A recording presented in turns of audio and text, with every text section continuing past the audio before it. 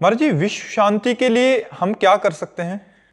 हृदय को शांत कर लो, यही विश्व है। अगर हमारा लाल चश्मा हो तो सब लाल दिखाई देगा, हरा चश्मा हो तो हरा दिखाई देगा। अगर हमारा हृदय अशांत है तो हमें विश्व अशांत दिखाई देगा, और हमारा हृदय शांत है तो विश्व शांताकार में दिखाई देगा, शांत। हमारे हृदय में राम तो राममय जगत, हमारे हृदय में काम तो काममय जगत, हमारे हृदय में श्याम तो श्याममय जगत। हमारी भावना क्या है? विश्व भगवान का स्वरूप है, विश्व रूप में भगवान विराजमान है। उनकी शांति क्या? शांति तो मेरी होनी है। मैं अपने मन को शांत कर लूं, बुद्धि को शांत कर लूं, बुद्धि को पवित्र कर लूं तो मेरा दर्शन पवित्र हो जाएगा। वासुदेवा सर्वमित सामात्मा सुदुर्लभा, सब जगह मेरे भगवान है। ये मुझे देखना है, विश्व को नहीं। ये मुझे देखना है कि विश्व रूप में भगवान ही है। आपका हृदय शांत तो ऐसा लग रहा है सबका शांत।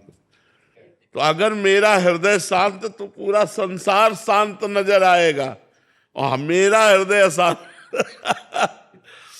अगर हृदय अशांत है तो गंगा किनारे भी अशांत रहेगा, मंदिर में भी अशांत रहेगा। हृदय शांत है तो सब जगह शांति चाहे जा। तो हमको विश्व शांति कहाँ की करनी है?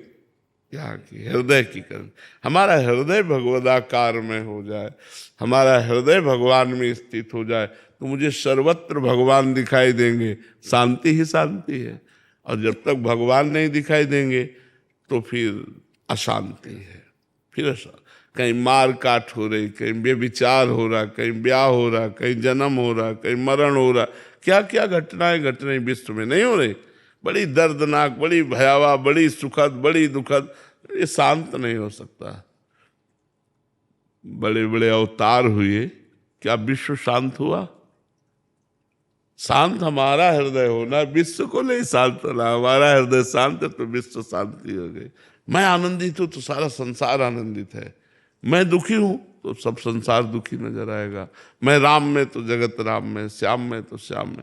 यहाँ सुधरना है, चश्मा ठीक होना है। ये सब भगवान के स्वरूप है। तो चश्मा महाराज जी ठीक कैसे होगा? साधना, गुरु चरणों का आश्रय लेकर जब हम साधना करते हैं तो हमारी दृष्टि बदल जाती है। देखो, हमारी दृष्टि स्त्री पुरुष वाली है, और एक महात्मा जब भजन करता तो ब्रह्म दृष्टि हो जाती है। सर्वम खलमिदम ब्रह्म, ब्रह्म दृष्टि हो गई, राममयी दृष्टि हो गई। तो वो साधना से होती है। गुरु चरणों का आश्रय लेकर शास्त्र स्वाध्याय करना, गुरु मंत्र जपना, परोपकार करना, ठाकुर सेवा करना, भगवान की लीला कथाएं सुनना, सत्संग सुनना, इसी से हमारे अंदर ज्ञानार्जन होता है। इसी से हम अध्यात्म की ऊंचाई पर चढ़ पाते हैं। तो हमारा हृदय शांत तो विश्व शांत, हमारा हृदय अशांत तो विश्व अशांत है। महाराज जी, इस चश्मे को ठीक कराने की दुकान कहाँ है? संत महापुरुष जो भगवान के पार्षद हैं, सत्संग करो, सत्संग से सुधार हो जाएगा। यदि सच्चे संतों का संग हो तो बहुत जल्दी भगवान की कृपा प्राप्त होती है, बहुत जल्दी परमार्थ दिखाई देने लगता है। पर समस्या ये, हम पीछे वाले भी बैच में कहा कि आज सबके दिमागों में रुपया नाच रहा है, रुपया नाच रहा है। अध्यात्म या भगवान लक्ष्य नहीं है, लक्ष्य रुपया हो रहा है। सबके दिमाग में रुपया चल रहा है। जब दिमाग में रुपया चल रहा है तो भगवान की प्राप्ति की बात कहाँ आएगी? आप सोच के देखो, इतने ही लोग बैठे, अपने इतने लोग बैठे, इतने लोगों के दिमाग में क्या चल रहा है? वही भोग, वही रुपया, वही परिवार, वही रिश्ते नाते। कहीं भगवान तो नहीं चल रहे ना, कि अब जीवन का लक्ष्य भगवान है, अब मुझे भगवत प्राप्ति करनी। ये तभी चलेगा जब सत्संग सुनोगे। अगर रोज साधु संग करो तो देखो आपकी उन्नति हो जाएगी, आपका परमार्थ पुष्ट हो जाएगा। सत्संग अगर हमें मिल जाए तो हमारे जीवन का परिवर्तन हो जाए, पर सही सत्संग मिल जाए। अगर सही सत्संग नहीं तो बदलाव नहीं हो सकता आपका, आप में बदलाव नहीं होगा। बदलाव होगा जब प्रवचन करने वाला बदला हुआ है। तो अगर प्रवचन करने वाला अध्यात्मवान है, ये वेश अध्यात्म थोड़ी है।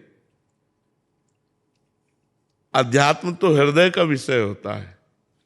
वेश अध्यात्म नहीं है। अंदर विषय वासना, मान, प्रतिष्ठा, रुपया, पैसा तो पाखंड ही तो है, वही उसी को पाखंडी कहते हैं। तो अंदर अध्यात्म हो, वो जब हम बोलेंगे तो आपके ऊपर प्रभाव पड़ेगा, गंभीरता आएगी। आज से कभी नहीं करूंगा, ऐसी बातें आएंगी, मन जलने लगेगा, अच्छे मार्ग में चलने लगेगा। इसीलिए संतों की महिमा भगवान ने स्वयं श्री मुख से गान की है, भागवत में, रामायण में। पर संत संग मिलना बड़ा कठिन है। अगर संत संग मिल गया तो अमोघश्च, निश्चित भगवत प्राप्ति हो जाएगी, निश्चित कल्याण हो जाएगा। आज नहीं तो कल निश्चित। जैसे एक आदमी सोया हुआ है और सूर्योदय हो गया है, तो उसके लिए तो अंधेरा ही है। अब वो जब जगेगा तब देखेगा प्रकाश है। ऐसे संत कृपा हो चुकी, पर कुछ पाप जब उसके नष्ट होंगे भजन से, तब वो मानेगा कि हमारे ऊपर पहले ही कृपा क्या हुई थी, जीवन का हमारा बदलाव कहाँ से शुरू हुआ था। तब उसको अनुभव में वो कृपा मनाकर आगे बढ़ेगा।